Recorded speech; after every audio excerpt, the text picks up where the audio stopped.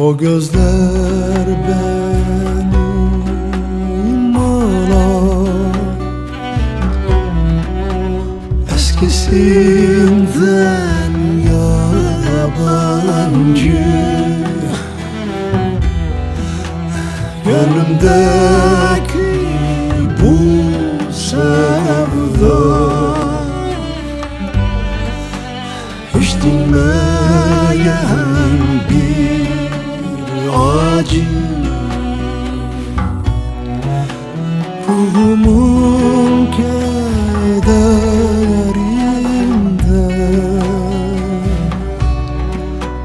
gözlerim yaşla dolu.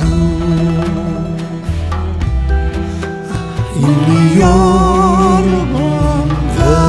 derinde, bana bilmem ne oldu. En candan arkadaşım,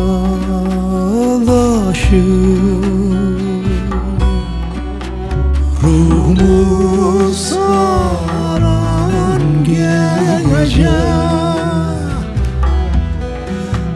belki ne bağlanmışım,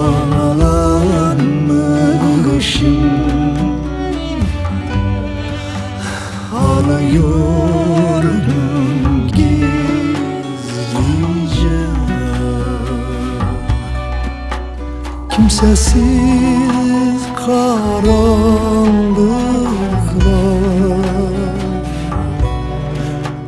derdime şifa verir.